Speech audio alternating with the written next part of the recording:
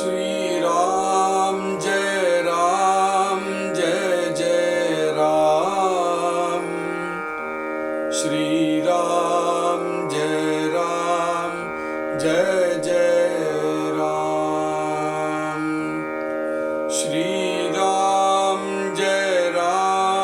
जय जय राम। श्री राम जय जय राम। श्री राम जय जय राम। श्री राम जय जय राम। श्री राम जय जय राम।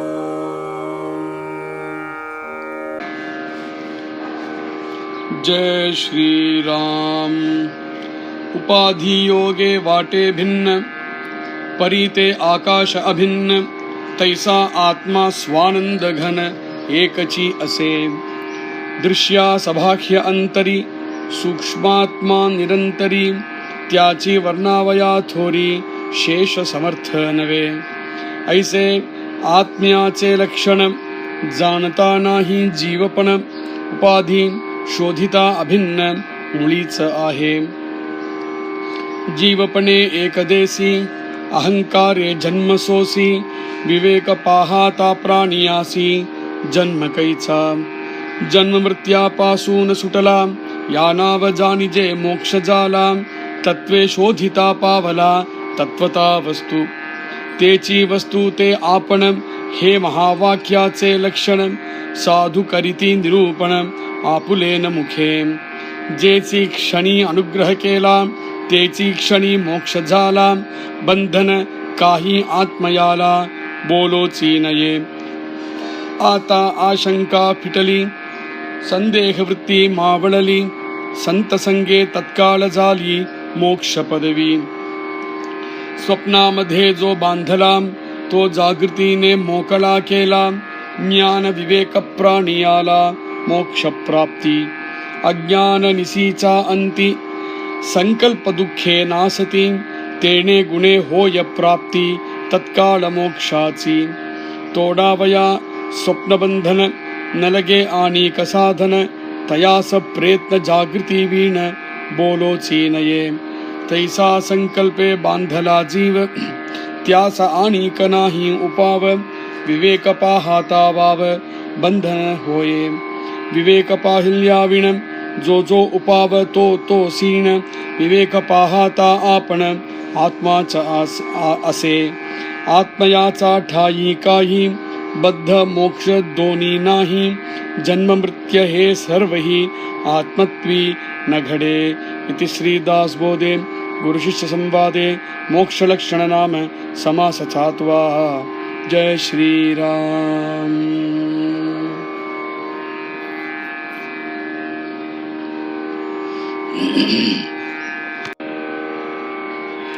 जय श्री राम। घटाकाशम मठाकाशम महதாகாசம் சிதாகாசம் அப்படின்னு ஆகாசத்துக்கு 4 பேரு, 4 விதமான ஆகாசம் அப்படிங்கிறதுனால 4 பேர் இல்லை, 4 நிலையில் இருக்கிறதுனால 4 பேர். இது 4 நிலையிலையும் 3 நிலை உபாதியினால வரக்கூடிய நிலை, 4வது நிலை உபாதி ரஹிதமாக இருக்கக்கூடிய நிலை. கடம் அப்படிங்கிற பானை என்கின்ற உபாதி நகர்ந்துடுத்துனா அப்புறம் கட்டாகாசம் கிடையாது, மட்டாகாசம் தான் உண்டு. மடம் அப்படிங்கிற உபாதியை நகர்ந்துடுத்தினால் மட்டாகாசமும் கிடையாது, மகதாகாசம் தான் உண்டு. பிரம்மாண்டம் அப்படிங்கிற உபாதியை நகர்ந்துடுத்தினால் சிதாகாசம் தான் உண்டு. சிதாகாசம் அப்படிங்கிற நிலையில எப்பேற்பட்ட உபாதியும் இல்லாம எப்பவுமே விஸ்தாரமாக இருக்கக்கூடிய நிலை எப்படியோ அது பிரகாரம் ஜீவாத்மா அப்படிங்கிறது சரீரம் அப்படிங்கிற உபாதிக்குள்ள ஆத்மா தோன்றும் போது ஜீவாத்மா, சரீரம் அப்படிங்கிற உபாதியை நகர்ந்துடுத்தினா ஜீவாத்மா மறைஞ்சு போய் சிவாத்மாவாக இருக்கு. சிவாத்மால இருக்கும் பொழுது இந்த பிரபஞ்சம் பிரம்மாண்டம் அப்படிங்கிற உபாதியிலாமும் நகர்ந்து போயிடுத்தினா பரமாத்மான்னு வந்துடுறது. பரமாத்மா அப்படின்னு இருக்கும் பொழுது எப்பேற்பட்ட விஸ்வம் இருக்கோ அந்த விஸ்வங்கிற உபாதியை நகர்ந்துடுத்தினால் அப்புறம் நிர்மலாத்மா. நிர்மலாத்மா அப்படிங்கிற நிலையில அந்த ஆத்மாவுக்கு எப்பேற்பட்ட உபாதியும் இல்லாமல் இருக்கு. இந்த உபமானத்தை சொல்லிட்டு வந்தார் சமர்த்தர். அதுதான் உபாதியோகே வாட்டே பின்ன, உபாதினால பின்னம் பின்னமாக இருக்கு பார்க்க. பரீத்தே ஆகாஷ அபின்ன, ஆனா ஆகாசம் அப்படிங்கிறது அபின்னமாக இருக்கக்கூடிய வஸ்து. தைசா ஆத்ம சுவானந்தகன் ஏகச்சி அசே, ஆத்மா அப்படிங்கிறது சுவானந்த கனமானது, அது ஒண்ணுதான். ஆத்மாக்கு ரெண்டாவது வேற கிடையாது. திருஷ்ய சபாஹ்ய அந்தரி சூக்ஷ்மாத்மா நிரந்தரி தியாச்சி வர்ணாவயா தோரி சேஷ சமர்த்தனவே. ஆத்மா அப்படிங்கிறது அத்தியந்தமா ரொம்ப சூக்ஷ்மமாக இருக்கக்கூடிய விஷயம், எங்கும் வியாபித்து இருக்கு. வியாபிச்சத்தினால ஆத்மா குறைஞ்சு போயிடுதுன்னு கிடையாது, வியாபிச்சத்துக்கு அப்புறமும் ஆத்மா மிஞ்சிருது. வியாபிக்கலையானால் ஆத்மா கூடுதலா இருக்குமோங்கிறது கிடையாது, ஆத்மா அப்படியே தான் இருக்கு. அப்போ ஆத்மா எல்லா இடத்தும் வியாபிச்சிருக்குன்னு சொல்றதுக்கு பார்த்தீங்கன்னா எல்லாமே ஆத்மாக்கு மேல தோன்றதுன்னு தான் சொல்லணும். அதனாலதான் திருஷ்யமாக இருக்கக்கூடிய இந்த வஸ்து இருக்கே, திருஷ்யமாக இருக்கக்கூடிய இந்த லோகம் இருக்கே, இந்த லோகத்துல சபாஹ்ய அந்தரி எங்கும் ஆத்மா இருக்கு. ஆத்மா இல்லாத இடமே கிடையாது. ரொம்ப சூக்ஷ்மமா இருக்கிறதுனால திருஷ்யமாக இருக்கக்கூடிய இவ்வளவு பெரிய லோகம் தெரியறது. ஆனா எதுல இந்த லோகம் இருந்துட்டு இருக்கோ அது தெரியல, சூக்ஷ்மமா இருக்கிறதுனால. அது எது அப்படின்னு கண்டுபிடிப்போம், அதை வர்ணிக்க பார்ப்போம் அப்படின்னு ஆதிசேஷனே முயற்சிக்கிறார். சேஷ சமர்த்தனவே, அவருக்கே இத வர்ணிக்கிறதுக்கு சாமர்த்தியம் இல்லாம திண்டாடுறார். தியாச்சி வர்ணாவயா தோரி, அவ்வளவு பெரிய மகத்தான விஷயம். ஐசே ஆத்மியாச்சே லட்சண, இதுதான் ஆத்மாவுடைய லட்சணம். ஜானதா நாஹி ஜீவபண உபாதி சோதிதா அபின்ன முழிச்ச ஆகே. இப்பேற்பட்ட தன்மையை தெரிஞ்சுக்காம இருக்கக்கூடிய நிலைதான் ஜீவன் அப்படிங்கிற நிலை. ஆத்மாச்சே லட்சண ஜானதா நாஹி ஜீவபண. ஜீவன் அப்படிங்கிற நிலை என்னன்னா, இப்பேற்பட்ட ஆத்மா பரவஸ்துவாக இருக்கக்கூடிய ஆத்மாவோட உண்மையான நிலையை தெரிஞ்சுக்காம இருக்கிறது தான் ஜீவன் அப்படிங்கிற ஒரு நிலை. உபாதி சோதிதா அபிந்த முழிச்ச ஆகே. ஆத்மா அப்படிங்கிறது எப்பேற்பட்ட பேதமும் அதுக்கு கிடையாது. எந்தெந்த உபாதிகள் தெரியறதோ இந்த படைப்புல, எந்தெந்த உபாதிகள் இந்த பிரபஞ்சத்தை தெரியறதோ அந்த உபாதிகள்லாம் நகர்த்தி விட்டோனமானால் ஆத்மாதான் மிஞ்சும். எப்படி கட்டாகாசத்தை கட்டம்ங்கிற உபாதியோ மட்டாகாசத்தை மட்டம்ங்கிற உபாதியோ நகர்த்தினால் வெறும் ஆகாசம் தான் கிடைக்கிறதோ அது போல ஜன்ம மிருத்யா பாசூன சுட்டலா ஜீவபணே ஏகதேசி அகங்காரே ஜன்ம சோசி விவேக பாகாத்தா பிராணியாசி ஜன்ம கைசா. ஜீவன் அப்படிங்கிறதே ஒரே ஒரு தேசத்துல கேந்திரிதமா இருக்கிறது. தேசம் அப்படிங்கிறது இங்கே சரீரம் அப்படிங்கிறது அர்த்தம், தேகம் அப்படிங்கிறது அர்த்தம். விசாலமாக இல்லாம குறுக்கின ஒரு மனப்பான்மையோடு இருக்கிறது தான் ஜீவனுடைய தசையே. ஜீவபனே ஏகதேசி, குறுகி இருக்கும் போது ஏகதேசமாக தான் இருக்கும்.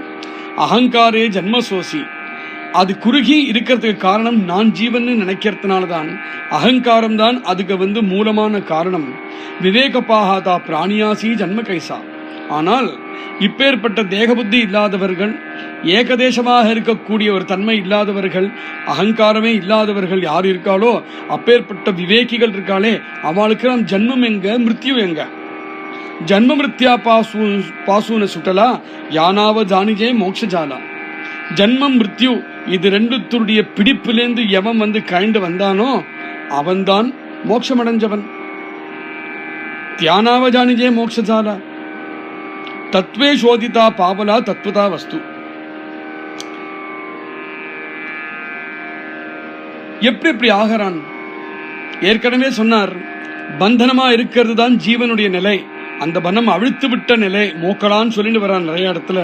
அந்த பந்தனம் அவிழ்த்து விட்ட நிலைதான் மோட்சம் அப்படிங்கிற நிலை சொல்றானே. இது எப்படி, இந்த நிலையை இப்ப எப்படி அடையிறது? அதுக்கு சத்குருநாத்தால் தேவை, சத்சங்கம் தேவைங்கிறது ஏற்கனவே சொன்ன விஷயம். ஆனா இங்க அருமையான ஒரு விஷயத்த சொல்றார். அது எப்படி அடையணும்னா, எது அந்த அகண்டமாக இருக்கக்கூடிய பரதத்துவம் இருக்கோ அந்த பரதத்துவத்தை தேடணும் அப்படிங்கிற ஒரு தேடுதல் இருக்கணும்.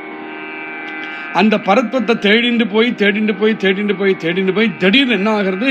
தத்வே சோதிதா. அந்த தத்துவத்தை தேடிண்டு போனவன் பாவலா தத்துவதா வஸ்து. அந்த தத்துவம் எந்த தத்துவமோ தானே அந்த தத்துவமாக ஆகி விடுறதுதான் மோட்சம். தேச்சி வஸ்துத்தை ஆப்பன. நம்ம எதை தேடிட்டு போனோமோ பார்த்தா நாமே தான் அந்த வஸ்து.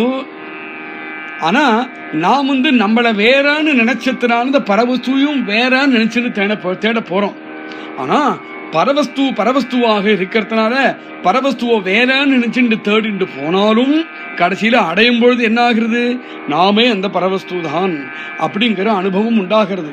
தேச்சி வஸ்து தே ஆப்பன, அந்த வஸ்து தான் ஹே மகா வாக்கியாச்சே லட்சணம். இது ஒரு பெரிய மகா வாக்கியம், இது ஒரு பெரிய மகா வாக்கியம் அப்படின்னு சொல்றார். இந்த விஷயத்தை தெரிஞ்சுக்கிறதுக்காக தான் சாது சங்கம் தேவை. தேச்சி வஸ்து தே ஆப்பன அப்படிங்கறதான் தத்துவமசி அப்படிங்கிறது மகா வாக்கியம். இந்த தேடுதல் இருக்கே, இந்த தேடுதல் ஜீவன் சாதாரணமா இருக்கும்பொழுது அவனுக்கு தேடணும்னு தெரியாது, தேடவும் வராது. அப்போ அவனுக்கு இதை தேடி சொல்லி கொடுக்கறதுக்கு உத்தரம் வரணும், தேடி கொடுத்து காமிக்கணும். அதை காமிக்கிறவர்கள் தான் சாது கரிதி நிரூபண ஆப்புலேன முகே. சாதுக்கள்லாம் தன்னுடைய கமலமுகங்கள்னால இந்த மகா வாக்கியத்தையும் இந்த மகா வாக்கியத்துடைய அர்த்தத்தையும் அதுக்கு வேணுங்கிற நம்மளால என்ன சாதனை பண்ணணுமோ அந்த சாதனையையும் இந்த மகான்கள் உபதேசித்து நம்மளை அதை பண்ண வைக்கிறாளே, அப்போ இது நம்மளுக்கு கை கூடும். நாம ஒரு புஸ்தகத்தை பார்த்து தெரிஞ்சுட்டு பண்ண முடியாது. எவனவோ தன் நம்ம கிட்ட சொன்னத்தினால் இந்த விஷயம் நம்மளுக்கு வரவும் வராது. இந்த விஷயம் உண்மையான ஜீவன் முக்தன் எவனோ அப்பேற்பட்ட சத்குருநாதன் இடத்திலிருந்து பெற்றா உண்டு. ஜேச்சி அப்பேற்பட்ட ஆளுகிட்ட இப்ப என்ன மாதிரி ஒருத்தன் சொல்லி நீங்க கேட்டுனாக்கா இது ஒரு நாலேஜ் பேஸா இருக்கும், அவ்வளவுதான். ஆனா இதே விஷயத்த சமர்த்தர் முகத்தினாலேயோ ஸ்ரீ அண்ணா முகத்தினாலேயோ இந்த உபதேசத்தை வாங்கிட்டோம்னா என்னாகும்? ஜேச்சி க்ஷணி அனுகிரகேலாம் அந்த அனுகிரகம் அவாயிடத்திலிருந்து எந்த க்ஷணம் உண்டாகிறதோ தேச்சி க்ஷணி மோட்சசாலா, அந்த க்ஷணமே மோட்சத்தை அடைவான். பந்தன காகி ஆத்மயாலா போரோச்சீனையே, ஆத்மாக்கு எந்த பந்தனமும் கிடையாது. ஆனா அது எந்த பந்தனமும் கிடையாது, நம்ம ஜீவன் முக்தன்தான் அப்படின்னு நம்மளை உணர வைக்கிறது ஒரு சாதாரணமா இருக்கக்கூடிய ஒருவனால முடியாது. அப்பேற்பட்ட மகான் பண்ணி விட்டாதான் உண்டு. இத சொன்னாரோ இல்லையோ சமர்த்தர், ஆதா ஆசங்கா பிட்டலி, மனசுல இருக்கக்கூடிய சக்கர சந்தேகங்களும் நகர்ந்தது. என்ன சந்தேகம் இருந்தது? சத்சங்கத்துக்கு வந்ததுக்கு அப்புறம் எவ்வளவு காலத்துக்கு அப்புறம் ஜீவன் முக்தி கிடைக்கும்னு கேட்டது தானே. இப்போ அந்த சந்தேகம் பரிபூர்ணமா மனசுல இருந்து நகர்ந்து போயிடுத்தாம் இந்த ஸ்ரோதாக்களுக்கு. ஆத்தா ஆசங்கா பிட்டலி அப்படின்னு சமர்த்தரே தானே கொண்டாடின்னு சொல்றார். சந்தேக விற்பி மாவளலி, சந்தேகம் அப்படிங்கிறது சந்தேகம் வரது அப்படிங்கிறது விற்பி ரெண்டுமே மாவளலி, ரெண்டுமே அப்படியே மறைஞ்சு போயிடுச்சு. சந்த சங்கே தற்கால ஜாலிய மோட்ச பதவி. எப்படி உங்களுக்கு இதை கேட்டதுமே சமர்த்தர முகத்தினால் இந்த விஷயத்தை கேட்டதுமே எப்படி உங்க மனசுல இருக்கக்கூடிய சந்தேகம் தக்ஷணம் மறைஞ்சு போச்சோ, அது மாதிரி தக்ஷணம் மோட்ச பதவியை அடைஞ்சுடலாம் அப்படின்னு சொல்லிட்டார் சமர்த்தர். அந்த சந்தேகம் மறையறதுக்கு எவ்வளவு டைம் எடுத்தது? சத்குருநாத்தால் வார்த்தையை சொன்னதுமே, அந்த வச்சனத்தை சொன்னதுமே, அது காதுல விழுந்ததுமே பட்டுன்னு எப்படி மறைஞ்சு போயிருத்தோ சந்தேகம், அது மாதிரி பட்டுன்னு மோட்சம் கிட்டும். ஸ்வப்னா மதே ஜோ பாந்தலா தோ ஜாகிருத்தினே மோக்கடா கேலா. ஒருவன் படுத்துட்டு நன்னா ஆழமான தூக்கம் தூங்கிட்டு இருக்கும்போது சொப்னம் பார்த்துட்டு இருக்கான். அந்த சொப்னத்தை பார்த்துட்டு இருக்கும்போது என்னென்னலாமோ சொப்னம், சிரிக்கிற மாதிரி, அடறா மாதிரி, அரண்டு போற மாதிரி, ஓடுற மாதிரி, சாப்பிட்ற மாதிரி, என்னென்னலாமோ சொப்னம்லாம் பார்க்கறான். அந்த சொப்னத்துல அவன் கட்டுப்பட்டு இருக்கான். அப்படின்னா என்ன அர்த்தம்? சொப்னத்தை பயங்கரமா ஒரு விஷயத்தை பார்த்தா தூங்கிண்டே அழுதுட்டு இருக்கான், அலறான்னு ஓன்னு சத்தம் விடுறான். இல்லையே சொப்னத்தே ஒரு ஹியூமரஸா எதையாவது பார்த்தான் வச்சுப்போம், அப்படின்னு சொப்னத்தை கண்ணை முடிந்து தூங்கிண்டே கட கட கடகடான்னு சிரிக்கிறான். சொப்னத்தையே துக்ககரமா தன்னை சொந்த பந்துக்கள்லாம் யாரோ செத்து போயிட்டா மாதிரி சொப்னத்தை பார்த்தான்னா சொப்னத்தையே ஓன்னு அழறான். எல்லாம் கண்ணை முழிச்சுட்டு இருக்கிறதேன்னு என்னென்னலாம் பண்ணுவானோ சகலதும் சொப்னத்தை பார்த்துட்டே பண்ணிட்டு இருக்கான். ஒரே வித்தியாசம், கண்ணை மூடின்னு படுத்துட்டே எல்லாம் நடந்துட்டு இருக்கு. சில பேர் அது மாதிரி நடந்து கூட போவானா சொப்னத்துல. இதெல்லாம் எதுவரையிலும் இதெல்லாம் சொப்பனத்தினால கட்டுப்பட்டது தானே.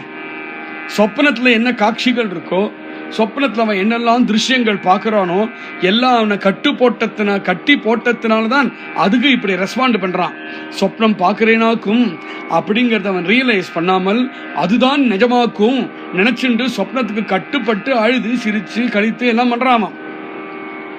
தோ ஜாகிருத்தினே மோக்கலாக்கலாம். இதை எப்படி மாத்தி விடுறது அவனுக்கு? இந்த நிலையிலேருந்து அவனை எப்படி மாத்துறது? சிம்பிள், இழுப்பி விட்டுட்டா போச்சு. மூஞ்சில தண்ணியை தெளிப்பாச்சு, தடியால அடிச்சாவது அவனை இழுப்பி விட்டுட்டோம் வச்சுப்போமே. டபால்னு கண்ணை திறந்து விட்டான்னா எங்க போச்சு? அந்த பயங்கரமா பார்த்த திருஷ்யம் எங்க போச்சு? ஹாஸ்யமா பார்த்த திருஷ்யம் எங்க? ரசரசமா என்னென்ன பதார்த்தம்லாம் பார்த்தானே எங்க போச்சு? ஒன்னும் காணும். சக்கலதும் மறைஞ்சு போச்சு. எப்படி மறைஞ்சு போச்சு? அவன் சொப்னத்துல இருக்கக்கூடிய விஷயத்துலாம் யாராவது எடுத்து தனியா ஒதுக்கி வச்சாடான்னு? அதெல்லாம் கிடையாது. இவன் சொப்னத்துல இருந்தா இவனை இழுப்பினப்போ எதெல்லாம் பார்த்தோனோ எல்லாம் தானா அங்கேருந்து நகர்ந்து போச்சு இல்லையா? அது மாதிரி ஜீவனாக அஜ்ஞானியாக இவன் ஒரு சொப்னத்துல இருக்கான். அதனால என்னெல்லாம் சொப்னத்துல பார்த்துட்டு அவன் சம்சாரியா இருந்த ஜீவனா இருந்துன்னு என்னென்னலாம் அனுபவிச்சுட்டு இருக்கானோ அதெல்லாம் நகர்த்தி விட்டா இவனை அந்த சொப்னம், அதாவது ஜீவன் அப்படிங்கிற நிலையிலிருந்து இவன் எடுக்கிறது. இதெல்லாம் நகர்த்தின்னே இருக்க வேண்டியதான், நகர்த்த வந்துட்டே இருக்கும். அதனால ஸ்வப்னம் அப்படிங்கிற நிலைமையிலேருந்து, அதாவது ஜீவன் அப்படிங்கிற நிலைமையிலேருந்து இவனை விடுதலை பண்ணணுமானா மூஞ்சில தன்னை தெளிச்சு எப்படி இழுப்பி விடுறாமோ அது மாதிரி அஜ்ஞானத்துக்கு மேல ஞானம் அப்படிங்கிற தண்ணியை தெளிச்சு இழுப்பி விடுறா. தோ ஜாகிருத்தினே மோக்கலா கேலா. அவனை ஜாகிருதி பண்ணினாதான் நீ அதுலேருந்து அவனை கயட்டி எடுக்க முடியும். சொப்பனத்திலேருந்து கயட்டி எடுக்கணுமானால் அவனை இழுப்பு. அது மாதிரி ஜீவன் நான் அப்படிங்கிற சொப்பனத்திலேருந்து இவனை கட்டி விடணுமானால் இழுப்பு. ஆனா எப்படி இழுப்புறது? அங்க தீர்த்தத்தை தெளிச்சு மூஞ்சியை தெளிச்சு இழுப்பலாம். இங்க எப்படி இழுப்புறதுதான் ஞான விவேகே பிராணியாலா மோட்ச பிராப்தி. ஞானம் விவேகம் அப்படிங்கிற விஷயத்தை அவன் மேல தெளிச்சு விட்டதுனால் எழுந்துடுவான். வேறொத்தம் பக்கத்திலே தூங்கிட்டு இருக்கான், அவனே விட்டு இவன் மூஞ்சில தண்ணி தெளிக்க சொல்ல முடியுமா? அவனே தூங்கிட்டு இருக்கான், அவன் எப்படி தெளிப்பான்? இப்ப எவன் முழிச்சுட்டு இருக்கானோ அவன் தானே தெளிக்க முடியும். அது மாதிரி முழிச்சுட்டு இருக்கிறவர்கள் சத்குருநாதாலும் சாதுக்களும். சத்குருநாதாலும் சாதுக்களும் ஞானம் விவேகம் அப்படிங்கிற தீர்த்தத்தை நம்ம மூஞ்சில தெளிய விட்டு நம்மளை ஜீவன் நான் இது அது அப்படின்னு அகங்காரத்தோடு இருக்கக்கூடிய ஒரு நிலைமையிலேருந்து நம்மளை ஜாகிருதி பண்ணி விட்டுட்டா கண்ணை முழிச்சதும் எப்படி சொப்னத்தை பார்த்த விஷயங்கள் திரவியங்கள் எல்லாம் அப்படி மறைஞ்சு போச்சோ அது மாதிரி ஜீவன் அப்படிங்கிற சொப்னத்தை கண்ணை முழிச்சதுமே சகல விஷயமும் மறைஞ்சு போய் நான் அப்படிங்கிற ஆத்மஸ்வரூபத்தை நம்ம நின்றுட்டு இருப்போம். அதுதான் மோட்ச பிராப்தி. அஜ்ஞான நிசீச்சா அந்தி. அஜ்ஞானம் அப்படிங்கிற ராத்திரி, அஜ்ஞானம் அப்படிங்கிற தூக்க கலக்கம், அதுடைய அந்து, அதுடைய முடிவு எப்படி ஆகும்னா சங்கல்ப துக்கே நாசதி. யார் இவனை தூங்க சொன்னா? இவன் தூங்கினத்தினால தானே சொப்னம் பார்த்தான். இவன் சொப்னத்தை பார்த்ததானே திண்டாடின்னு இருக்கான். அப்புறம் இவனை ஒருத்தர் இழுப்ப வேண்டி வந்தது இல்லையா? இவனை யாரு தூங்க சொன்னது? இவன் தானே சங்கல்பிச்சுதானே தூங்கினான். என்ன அருமையான திருஷ்டாந்தத்தை கொடுக்கிறார் சமர்த்தர். ரொம்ப கவனிச்சு கேட்கணும் அந்த விஷயத்தை. எப்படி முழிச்சுண்டே இருந்தான், ஜாகிருத்தியாவே இருந்தவனுக்கு எந்த தூக்கமும் இல்லாதவனுக்கு தூக்க கலக்கத்தை கலைக்கணுங்கிறது கிடையாது. அவன் முழிச்சுட்டு தானே இருக்கான். சகலது அவனுக்கு தெரியறது, சுத்தி இவர் இருக்கிறது தெரியறது. கொஞ்ச நேரத்துக்கு அப்புறம் தோணித்து கொஞ்சம் தூங்கினா என்ன அப்படின்னு தோணித்து சேர்ல போய் சாஞ்சி தான் தூங்கி போயிட்டான். தூங்கினதுக்கு அப்புறம் இவ்வளவு சொப்னத்தையும் பார்க்கறான். அப்புறம் கடைசியில் அந்த சொப்னத்தை திண்டாட்டத்தை ஒருத்தரை பார்க்கிறார். முழிச்சுட்டு இருக்கிறவர் பார்க்கிறார், இப்படி திண்டாடுறானே சொப்னத்தை பார்த்துட்டு பயந்துட்டு சிரிச்சுண்டு அவன் இழுப்பி விட்டா என்ன அப்படின்னு தோணி அவர் இழுப்பி விட்டுட்டார். இழுப்பி விட்டதும் பழைய மாதிரி ஜாகிரதை ஆயிட்டான் இல்லையா? அது மாதிரி நாம் எப்பவும் ஆத்மவஸ்துவாகவே இருந்தோம். நம்ம சங்கல்பத்தினால துக்கே நாசதி. நம்ம சங்கல்பத்தினால ஜீவன் அப்படிங்கிற நிலைக்கு வந்தோம். இந்த ஜீவன் அப்படிங்கிற நிலையிலேருந்து நம்மளை திரும்பி நாம் எப்பேற்பட்ட பரவஸ்துவாக இருந்தோமோ அந்த பரவஸ்துவாக இருக்கிற நிலைக்கு கொண்டு வரதுக்கு சத்குருநாத்தால் தேவை. சங்கல்ப துக்கே நாசதி. அப்போ இதுக்கெல்லாம் காரணம் என்ன? நம்ம பண்ணிட்ட சங்கல்பம் தான். ஏதோ காரணமா சங்கல்பம் பண்ணினதானே ஜீவனா வந்தோம். அப்போ எல்லாத்துக்கும் மூலம், எல்லா துக்கங்களுக்கும் மூலம் எது? சங்கல்பம் அப்படிங்கிறது தான் எல்லாத்துக்கும் மூலமே. எல்லாத்துக்கும் மூலம் சங்கல்பம். சங்கல்ப துக்கே நாசதி. எப்போ சாது சங்கத்துக்கு வந்தோமோ, எப்போ சத்குருநாதால் கிட்ட வந்தோமோ, அஜ்ஞானம் அப்படிங்கிற இருள், அஜ்ஞானம் அப்படிங்கிற ராத்திரி நாசம் அடையிறது. சங்கல்பம் அப்படின்னு பண்ணிக்கக்கூடிய துக்கம் இருக்கே, அந்த துக்கமும் நாசம் அடையிறது. தேனே குணே ஹோய பிராப்தி தற்கால மோக்ஷாச்சி. எப்போ அஜ்ஞானம் அப்படிங்கிற ராத்திரி தீர்ந்து போயிடுத்தோ, எப்போ சங்கல்பம் பண்றது அப்படிங்கிற விருத்தி தீர்ந்து போயிடுத்தோ மோட்சம். உடனே மோட்சம். அதுக்கு டைமே கிடையாது. உடனே மோட்சம். தோடாவையா சொப்ன பந்தன. அதனால இந்த சொப்னம் நம்மளை கட்டி வச்சிருக்கே, அந்த சொப்னத்துடைய பந்தனம் இருக்கே, அந்த பந்தனத்தை உடைக்கிறதுக்கு அறுக்கிறதுக்கு ஒருத்தர் தேவை, அவ்வளவுதான். நலகே ஆணிக சாதனை, வேற எந்த சாதனையும் வேண்டாம். தூக்க கலக்கம் அப்படின்னு சொல்றோமே, தூக்க கலக்கம் அப்படிங்கிறது தூக்கம் நம்மளை கட்டி போட்டது தானே அது. தூக்க கலக்கத்தை நகத்திரம் வேற ஒன்றும் பண்ண வேண்டாம், வேற எந்த சாதனமும் தேவையில்லை.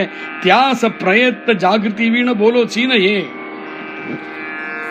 அதனால தூக்கத்திலேருந்து தூக்க கலக்கத்தை கலக்கிறதுக்கு தான் ஒருத்தர் வேணும். நம்ம ஜாகிருதி ஆகணும், அவ்வளவுதான். இந்த ஜாகிருதி ஆகணும் அப்படிங்கிற எண்ணம் இல்லாமல் எந்த சாதனையும் பண்ணி பிரயோஜனம் இல்லை. தயாச பிரேத்ன ஜாகிருதி விட போலோச்சினையே. இதுதான் ஏற்கனவே இவா கேட்ட கேள்விக்கு பதில் இங்கே சொல்றார். எவ்வளவோ பேர் சத்சங்கத்தில் இருந்துருக்கா, ஆனா அவள் எல்லாரையும் நான் மோட்சம் அடைஞ்சு பார்க்கலையேன்னு சிஷ்யால் அவ சொன்னா இல்லையா, ஞாபகம் வச்சுன்னு பேசுறாரு இங்க. ஏன் அவள்லாம் அடையல? ஏன்னா ஜாகிருதி ஆகணுங்கிற எண்ணமே இல்லையே. ஏதோ பண்ணிட்டு இருக்கணும், ஜபம் பண்ணணும், ஏதோ தியானம் பண்ணணும், ஏதோ பஜனை பண்ணணும், ஏதோ தீர்த்தாடனம் பண்ணணும் அப்படின்னு லோன்னு அதுவும் பிராகிருத்திகமான ஒரு ஆக்டிவிட்டியா ஆக்கி வச்சதுன்னா எங்க இந்த மோட்சம்? நான் ஜாகிருதி ஆகணுங்கிற எண்ணம் உண்டா? ஜாகிருதி ஆகணும் அப்படிங்கிற எண்ணம் இல்லையானால் இந்த சொப்பனத்திலேருந்து அவனை இழுப்பவே முடியாது. அதனால எப்பேற்பட்ட ஆழமான தூக்கம் மொத்தம் தூங்கினாலும் தூங்க போறான் பாருங்க, தூங்குறதுலே இனிமே எழுந்திருக்கவே வேண்டாம், நான் தூங்குறான். ஒரு 2 மணி நேரம் படுத்து எழுந்திருப்போம், ஒரு 7 மணி நேரம் படுத்து எழுந்திருப்போம் அப்படிங்கிற சங்கல்பத்தை தானே படுத்துக்கிறான் இல்லையா. அந்த ஜாகிருதி ஆகணுங்கிற சங்கல்பம் இருக்கணும். ஜாகிருதி ஆகணும் அப்படிங்கிற சங்கல்பம் எதுவரையிலும் இல்லையோ, இவன் என்னதான் உழுக்கட்டும், என்னதான் இழுப்பட்டும், என்னதான் தீர்த்தம் பக்கெட்டா கொட்டினாலும் கும்பகர்ணன் மாதிரி தூங்கிட்டு இருப்பான். ஜாகிருதி ஆகணும் அப்படிங்கிற எண்ணம் என்னது? நாளைக்கு ஆபீஸ் போனோம், நாளைக்கு காலேஜ் போனோம், நாளைக்கு ராமாயண பாராயணம் பண்ணணும், நாளைக்கு பஜனைக்கு போனோம். இந்த எண்ணம் ஜாகிருதி ஆகணுங்கிற எண்ணம் நம்மளுக்கு இருக்கணும்.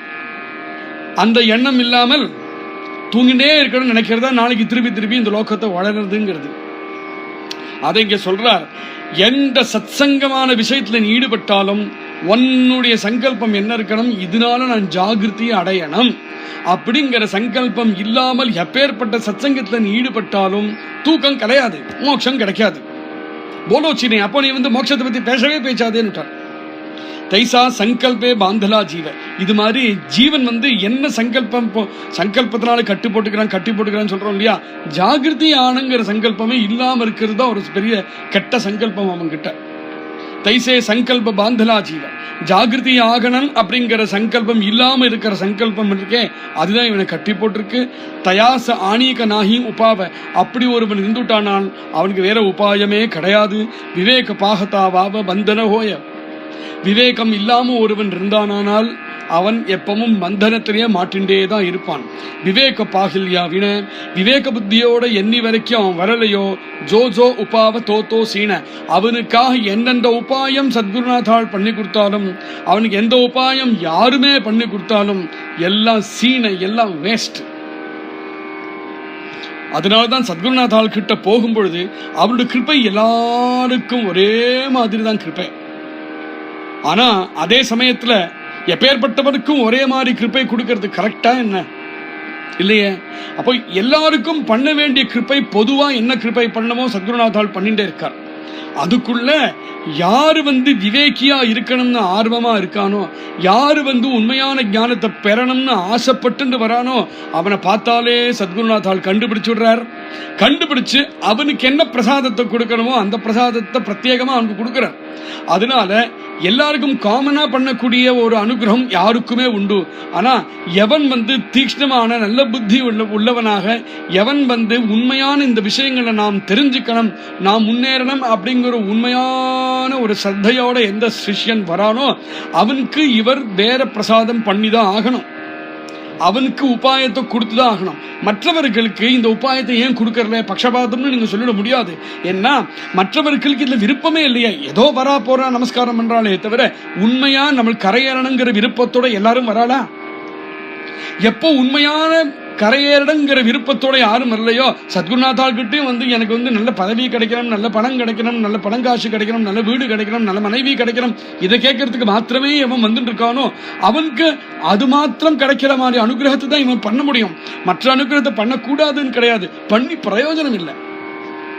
அதெல்லாம் எல்லாருக்கும் காமனா பண்ண வேண்டிய அனுகிரகத்தை பண்ணிட்டு இருப்பார். ஆனா இது மாதிரி விரும்பி வரக்கூடிய சிஷ்யன் இருக்கானே, அவனுக்கு வேற உபாயம் உண்டு. அந்த உபாயம் இல்லாம,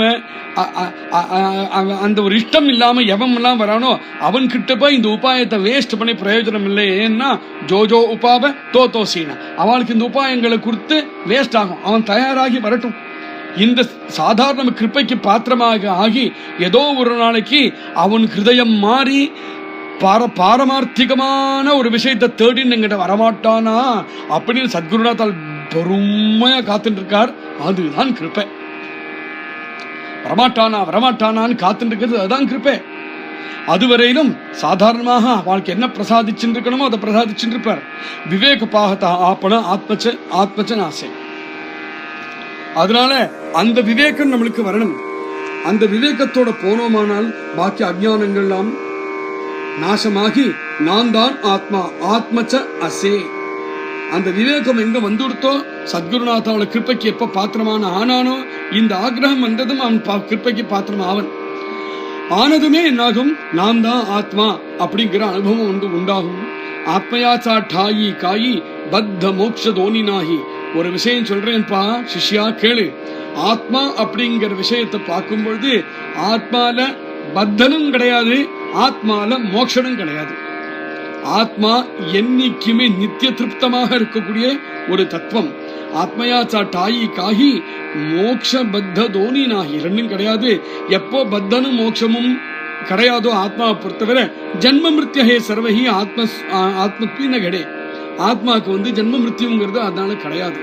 அது எப்பவுமே நித்திய திருப்தமாக எப்பவுமே இருக்கக்கூடிய பரவஸ்து தான் அப்படின்னு சொல்லி ஸ்ரீமத் தாஸ்போதம் குரு சிஷ்ய சம்வாதமாக அமைஞ்ச இந்த கிரந்தத்துடைய 8வது சமாசத்துல 8வது தசகத்துல 7வது சமாசம் இதோட பூர்த்தியாக ஆகிறது.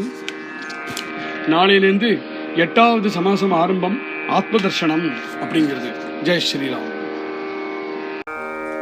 ஸ்ரீராம் ஜெய ராம் ஜெய ஜெய ராம். ஸ்ரீராம் ஜெய ராம் ஜெய ஜெய ராம். ஸ்ரீராம் ஜெய ராம் ஜெய ஜெய ராம். ஸ்ரீராம் ஜெய ராம் ஜெய ஜெய ராம். ஸ்ரீராம் ஜெய ராம் ஜெய ஜெய ராம். ஸ்ரீராம் ஜெய ராம் ஜெய ஜெய ராம்.